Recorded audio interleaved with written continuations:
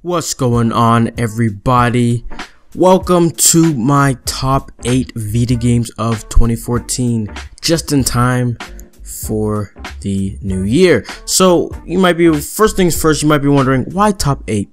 Well, simple as everyone makes top 8s, or everyone makes top 10s, and I want to be different. That's basically the whole reasoning behind it. So yeah, so I just want to mention that I built this list of 8 with everything in mind. I'm talking about, like, I didn't want to just focus on AAA games, you know. The Vita is a indie station, so of course I gotta have indies. I can't just ignore them. Cause I do like indies. It just takes a little bit more for me to enjoy an indie, and so the indies on this list, you should know that they are good ones. They are good ones, and that's why they made it to my list. This is a very presidential list, if I say so myself. Yeah. So at parts you might be thinking, you know what it's going to be, because you maybe watch my videos. You know me. You know all the videos I like, or all the games I like, and you'll be surprised. So I hope you enjoy it. And so yeah, let's get into it. So coming in at number 8 is sort of a tie. And I guess I could say I broke the rules a little bit. There was these 2 indie games that are just so good, and I stumbled upon them knowing not a single thing about them. I knew nothing. And these 2 games are SteamWorld Dig and Bit Trip Runner 2. Now you may be saying, Bit Trip? For 2 reasons. Either one, you're like, what the heck is that game? Or you're saying, that game wasn't in 2014. You're right. Bit Trip came out December 17th of 2013, I believe. But that's close enough. It's close enough. And the reason why I put it on this list is because I picked it up in January of 2014. And I really loved the game. Like, it was probably I played it a lot. It was probably one of my that's probably like the main game I played, waiting for all the newer games to come out during the 2014, and that's why I really wanted to put it on my list. And on the other hand, SteamWorld Dig was just a chance buy for me. It was just a summer day. I was just like, I feel like mining and getting power-ups and, you know, stuff like that. And I just started looking on games on the store, and I found SteamWorld Dig. And it was just like, I was like, wow, this game is pretty fun. And so that's how it made it to number 8 of my top 8 Vita games. So both games are very addicted, and they got extremely good reviews. SteamWorld Dig got a bunch of 9 out of 10s and 9.5s. So yeah, you just know that they're good games. So there being 2 games, I'm just gonna brush up on what the games are, you know, a little bit of what they are, and I'm not gonna explain it too much. So let's start off with Bit Trip. Bit Trip is a very unique game. It's like a rhythm game where you listen to the beat, and as you progress through levels, the beat slowly but surely picks up, and along with the beat picking up, the game's speed will pick up. And the easiest way to explain the game is that as you're running through levels, you'll be kicking, jumping, sliding, dodging through the levels and through these obstacles in the levels by pressing corresponding buttons. So there'll be something on the bottom, you'll jump over it, you'll duck, you know, stuff like that. And it's sort of moving to the beat. So it's really cool how it's a rhythm game. And then on the other hand, SteamWorld Dig, as I mentioned, is a mining game. You mine through the underground, picking up minerals and then cashing them in for cash. This cash will let you buy better equipment, such as better pickaxes and more things like dynamite to be able to blow up certain parts of the mine that you can't mine with your pickaxe. And as you progress deeper underground, you can acquire cool power-ups that help you that'll help you again dig deeper and search for something which you may have completely forgotten. I forget exactly what you're looking for, but you're looking for something, and as you just keep digging down and down and down, and you know, you keep going. The game was initially released in 2013, but was put on the Vita in March 2014, which it is most at home, if I say so myself. The same goes for Bit Trip. It's also the Runner 2 is a new game, but the series Bit Trip has been on previous consoles, PC I think, and it just finally came over to the Vita and I think consoles, I'm not sure, where again it just plays the best on the Vita. So yeah, that is my number 8. It's a tie between 2 games, so that's already a first surprise. So let's continue on. Coming in at number 7 is a game I really wanted to do better. I really wanted to be better than it actually is, and it has so much potential. Now it had a lot of hype behind it because it had a first edition, but the first edition was missing a good bit. This game did add a good bit, but it just was missing a little bit. This game is Ragnarok Odyssey Ace. There are so many things I want to say about this game, but I can't collect my words properly. So for starters, it was a nice and juicy big step from the original game. Like I mentioned, it had a new ace skills, which kind of gave it more like options and more fun, but there's just still something that just doesn't feel right with the game.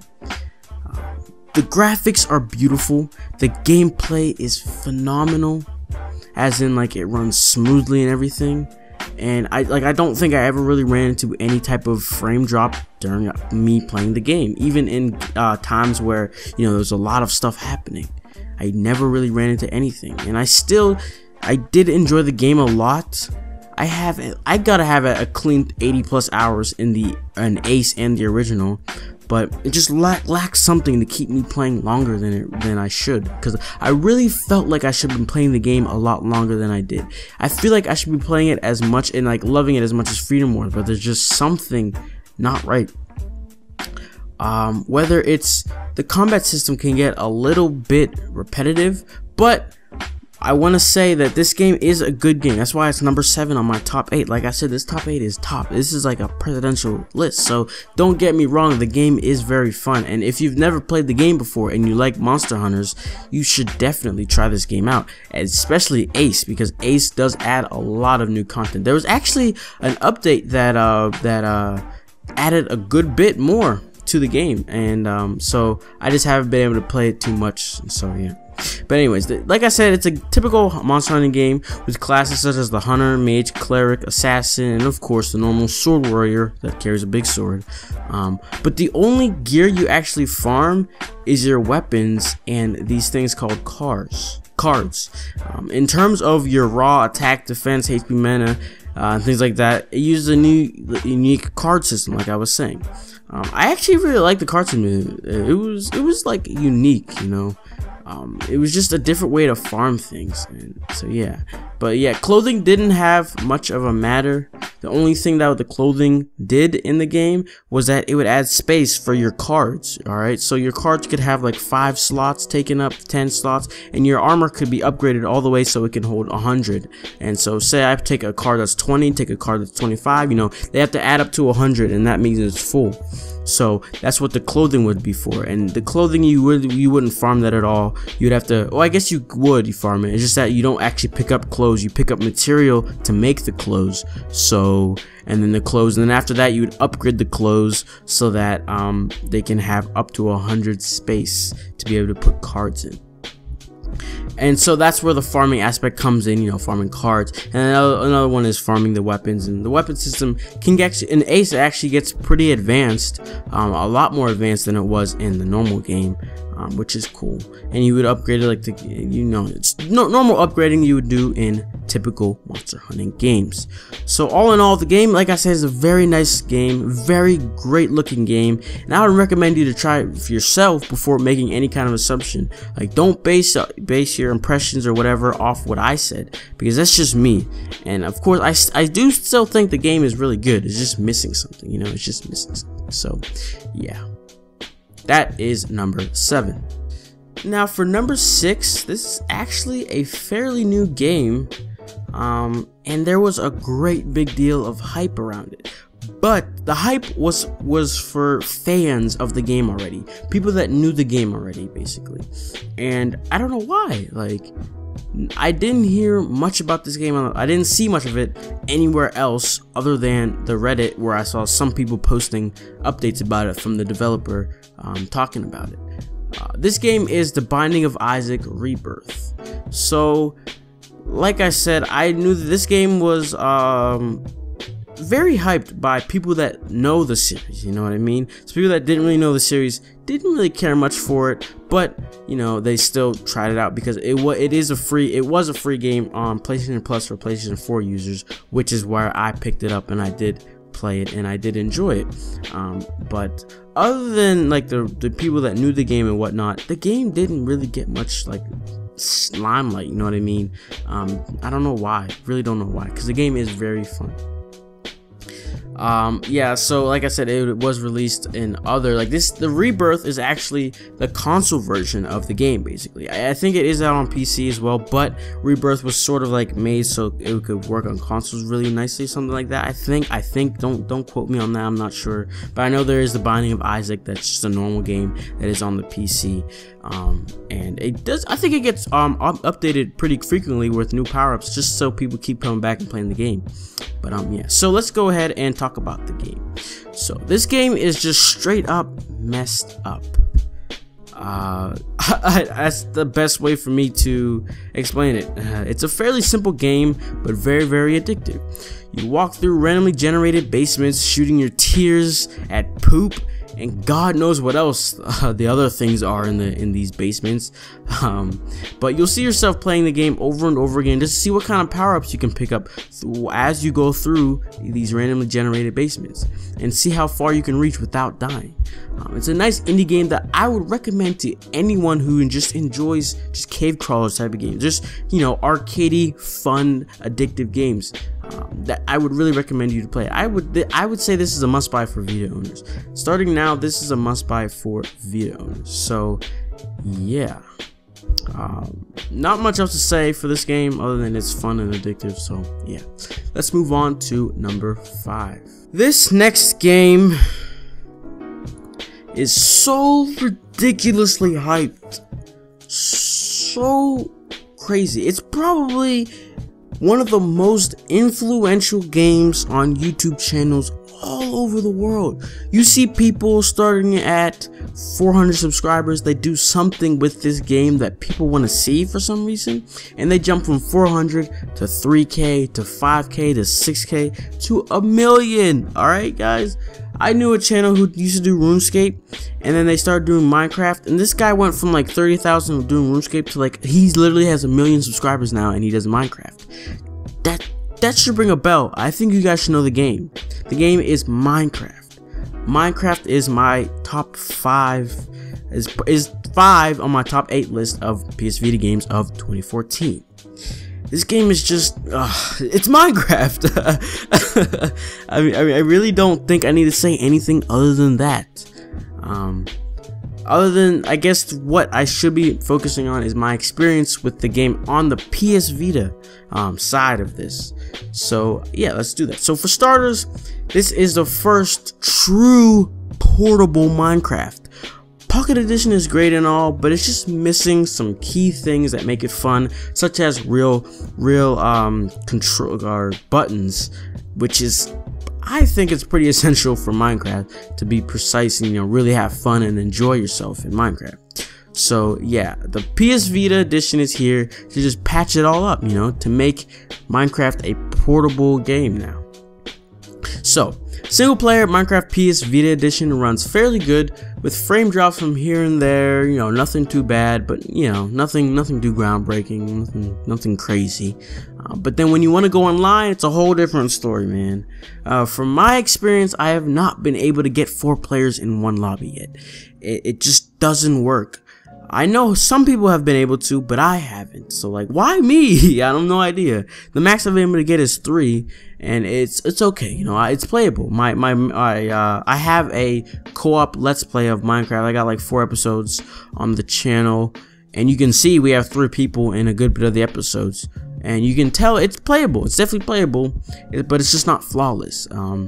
It has its fair share of frame drops and problems, but it's very playable and it's a great experience. You know, this is portable Minecraft, and hopefully they do support it more and they do make it better, because the Pocket Edition is crazy good. You know what I mean? Like, it is good, the Pocket Edition, and it runs pretty smoothly on phones. So why can't it run smoothly on the Vita? Which is, you know, that's my reasoning behind it. So yeah, so no, I don't know why I can't get 4 people. Me, the Vita boys and PlayStation and FIFA were trying to do videos, and we literally could not. There would be 2 people in the game, and a third person wouldn't even be. A third person would be able to join, but then the fourth person, when it says 3 people, it would say that the game's full when it obviously wasn't full. We should be able to have 1 more person, but it just didn't work. So I really don't know what the problem is, but it's whatever. So yeah, that is number 5 on my top 8 Vita games of 2014. Let's go ahead and move on to number 4. Coming extremely closer to number 1 of my top 8 games, we are at number 4. I'm not even going to say an introduction, not even going to talk about it prior to showing you what it is. I'm just going to say straight up. Soul Sacrifice Delta. This game is straight up just astounding, man. I myself have not been able to experience everything that the game has to offer. I just simply don't have enough time to put into the game, and there's so many like hidden things that I didn't even know about. I recently put up a video about Delta, talking about all this stuff, because they places in Japan put up some promotional video of it, and I saw some things that I had not seen before, and I thought they were new. But I got a bunch of comments. I even got like 6 dislikes. People were saying, no, this stuff is already in Delta, dude. You just haven't got there or played it or tried it out yet. And I'm like, wow, I feel like an idiot. I decided to keep the video up for, whatever. But that's just how good that's how crazy it is. There's so much to do in the game. There's so much replay value after you beat the story mode. And I'll get to all that later. Let me just slow down. Soul Sacrifice Delta is one of the greatest things that ever happened to the PlayStation Vita. It has constant free DLC. I have not paid for a single DLC. There's been at least 20 DLCs for this game, and they're all free. They're all free. You don't have to pay for any of them. Oh my goodness, that just sounds awesome, doesn't it? There's also massive support that developers give for this game, even for the US version, and there's an active online community at all times. You can always find games to play, and the game is just one to be reckoned with, with sacrificing, saving, or leaving for fate to decide on monsters, enemies, or even comrades. The game is something you have never seen before. Being a sorcerer and acquiring spells to fight a man who has the world in his hand, Soul Sacrifice Delta is a great game. One of the most iconic things about this game is its intense and amazing story. Like, I can't get over how good the story is. Like, oh my goodness. With all of its amazingness, you might be wondering why I have it at number 4 and not higher up. Well, it's plain and simple. It's sort of missing some things, in my opinion. Now, like I said, this is just my opinion. But let me just continue. The combat system can be kind of dull at times when you use your spells in battle. You have a set number of uses, and they're like, there's weapons and there's spells. You can call out blah blah blah, all this stuff, and like when you call out like a weapon, there's a duration before you have to call out again, and there's just something about this combat that just gets boring, and I just can't play it for long periods of time. But like I can play it like good, but I just can't play it for like over like 5 hours in one sitting. I gotta take a break. I gotta just stop playing the game altogether. But nonetheless, the amount of DLC they throw at your face, which is free, like I mentioned before, it just keeps the game fun, exciting, and new. And it sort of, kind of, pries away at the boringness of the combat system, so it helps. So yeah, and another cool thing is this game gets cross DLC. What that is sort of like they get big bosses from other monster hunting games, and they put them in the game. So games like Freedom Wars, Taukiden, and God's Eater Rage Burst, the newest one, they got monsters from that game in this game in forms of DLC, and yes, it's free. You don't gotta ask. And which is really cool. You get to play fight monsters in other games, and you can also get costumes from other games in there, and the other games also have costumes from Soul Sacrifice Delta, vice versa, all that stuff. But anyways, Delta is just a must-buy for Vita owners who don't despise Monster Hunter genre. If you hate Monster Hunting games, then don't buy the game. Like, just maybe you should pass it up, unless you look into it, you like it. But if you really don't like Monster Hunter games, I would not recommend it. Because it's a Monster Hunter game, it's as simple as that. And also, I don't know. I just feel like if you don't like a Monster Hunter game, you're really not gonna like the game. So yeah. But if you have no problem with them, you should definitely check out this game because it is a great game. Soul Sacrifice Delta is a great game. And that is my number 4. So let's go ahead and move on. Whew. Now we are in the top 3 games. We're almost at the end. So yeah, magical number 3. The game is Borderlands 2 for the PlayStation Vita. You know, I almost forgot this game came out in 2014. I don't know why or how I could have forgotten though, because it's one of the biggest things that happened to the Vita, you know? Having the whole wacky, the gun heavy, the cartoony world of Borderlands all in the palm of your hand is just extremely crazy to imagine. At launch, the game was of course pretty glitchy, and it really just was not the best with you know, it just was just bad. But with constant patches and updates and whatnot, the game runs at a very reasonable level, and the fun you'll have will be close to the fun you can have in Pandora on your consoles. Now that I mentioned consoles, also you're able to cross-save all your characters back and forth from the console version to the portable version to make it just the perfect Borderlands experience at the home and on the go. Now think about this, you cannot get this kind of, you know, freedom and just experience on any other consoles because it's on the Vita, which is for Sony. So basically what I'm saying is Borderlands is meant to be played on the Sony system on PlayStation systems. So yeah, I just think that's so cool. You can you know, be at home playing it, and then you can save, cross save, pick up your Vita, go on your way somewhere else and start playing Borderlands 2 on the go. Very fun, very fun. I do want to mention that instead of having 4-player multiplayer, because of hardware purposes, they dumbed it down to 2-person player online for Borderlands 2 Vita. It's still very fun, and I would still recommend you get the game because it is very fun. So that is my number 3, and let's go ahead and go to number 2. Like I mentioned before we went to number 3, I said number 2 is probably gonna stump you. So what do you think? Let me know what you think right now. Pause the video, post in the comments, and I want to see comments of people saying, oh, I thought number 2 was blah blah blah, and then you can edit it and say, wow, I can't believe it, or whatever. So I want to see right now what game you guys think this is gonna be. So go ahead and comment. I'm gonna go ahead and tell you though. The game is Rogue Legacy. This is a very fun game, which is gonna have you dying a whole lot.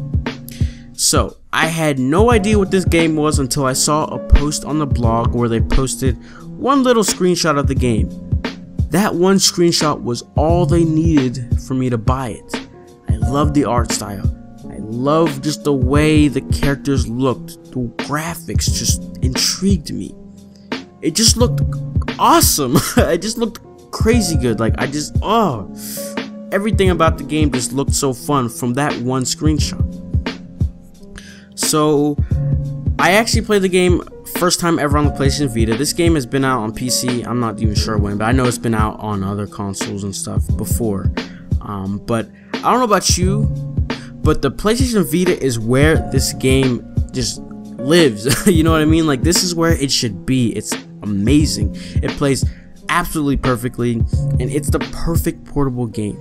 I don't even know why they would have made it on the only reason why I guess the only reason why they made it on PC is because there was no handheld that could really, I guess, handle it and play it very comfortably. But no need to fear, the Vita is here. It finally came in, and they finally put it on the PlayStation Vita. And like I said, I don't think I can see myself playing it anywhere else. I did initially play it on the PlayStation 4 only so I could record, but that's the only reason. So yeah.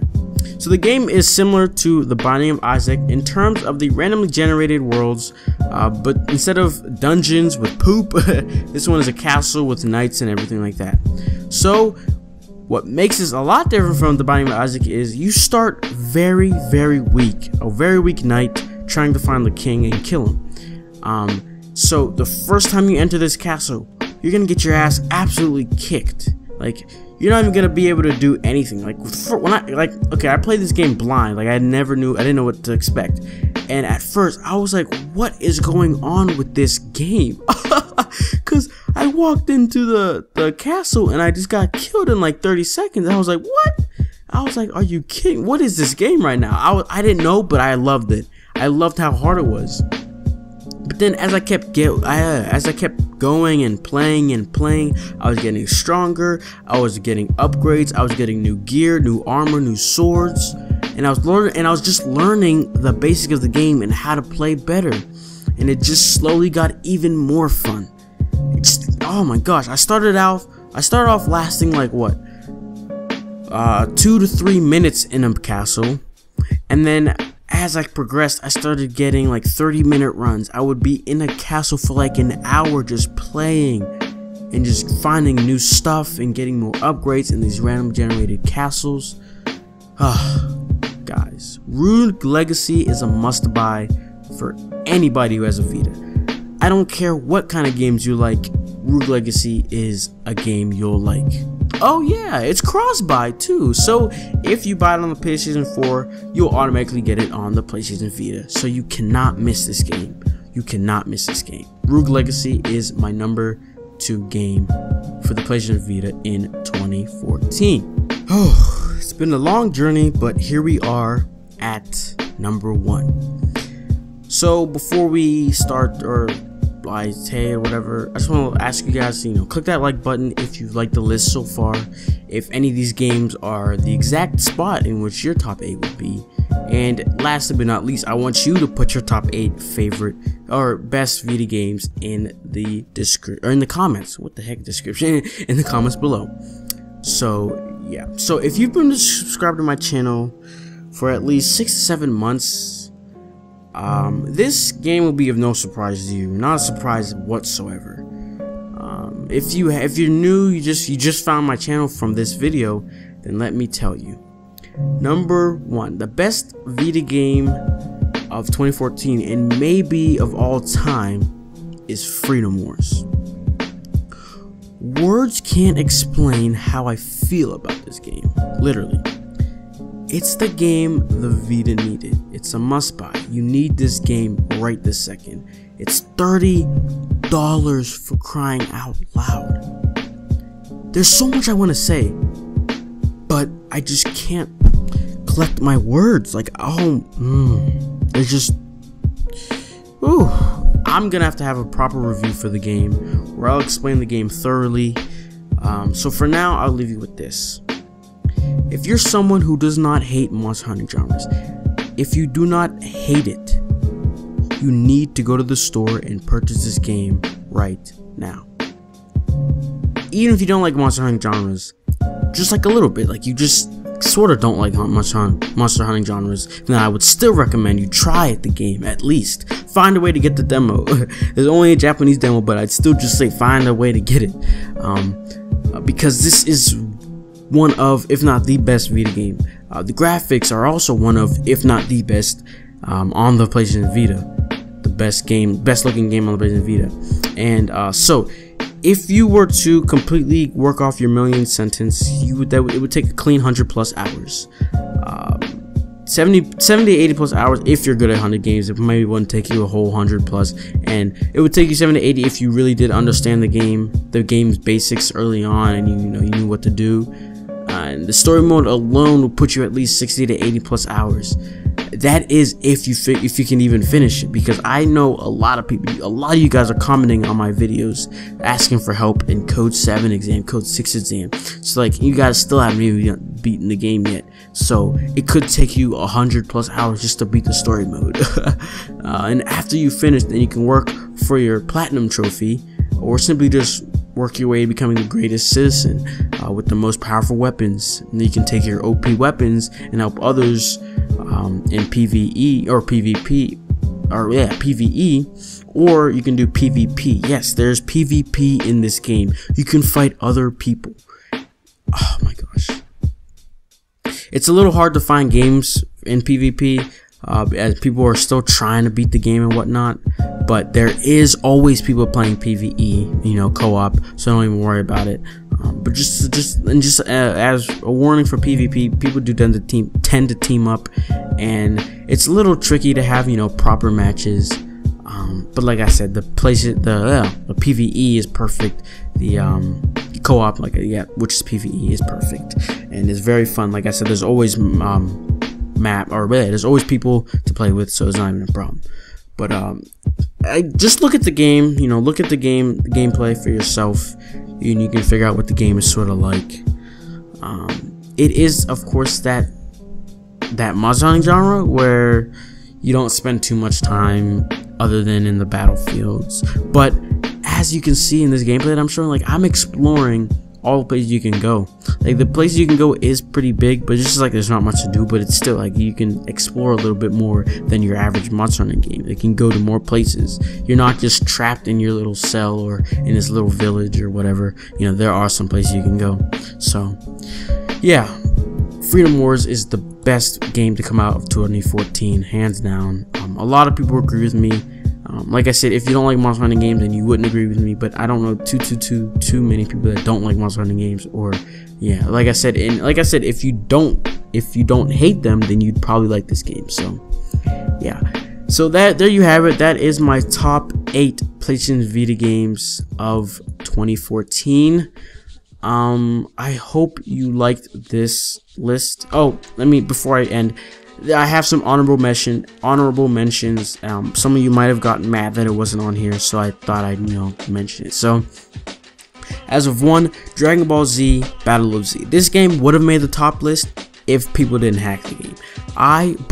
This would have been probably number 4.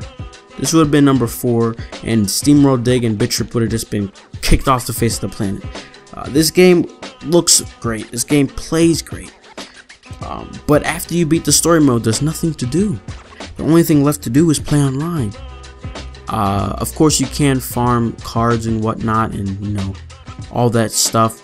But but you're farming those cards so you're good in PvP. And the problem with that is there's a bunch of hackers. Oh my goodness, people will take OP cards and just hack the hell out of them. They put them in slots that certain cards aren't supposed to be there, so they were just completely OP. Like, you couldn't fight. It just took away every ounce of fun from the game. And then I try to make matches where the cards aren't used. Nobody would join because people have hacked cards, so they wouldn't join. So that just completely threw everything off for me. Like, it just made me so angry. So yeah, that's why I didn't make the list. Number 2 would be Sword Art Online Hollow Fragment and Tales of Heart R. That's number 3. Those 2 games, I did not get to play them. I know that's an awful reason for not them being on the list, but I just feel bad. Of course, Hollow Fragment wasn't that great, you know. It's a weird type of RPG. I'm not even sure if I would like it. That's another reason why I wasn't inclined to pick it up, and because it was digital only and I have no space, so I didn't really know how to feel about picking it up. So yeah. And then Tales of Heart R, same reason. I just didn't know how I felt about the game. It looks good. I will probably try it down the road. Like, don't get me wrong, I'm probably gonna try the game, but just not right now. So yeah. And then as the last one, number 4, Taukiden. It's another very good monster hunting game, but there's just something about it I didn't really enjoy. I didn't really like. So yeah. But that's it. Now we're finally done. We're done with everything. That's the whole list. So make sure you leave a like. Make sure you leave a comment of your top 8 and anything else. And I will see you guys in the next one, which is going to be the top 8 upcoming Vita Games 2015. You do not want to miss that, guys. You do not want to miss that one. So stay tuned, subscribe, and yeah, 2015 is going to be a good year. That's all I got to say. So yeah, peace.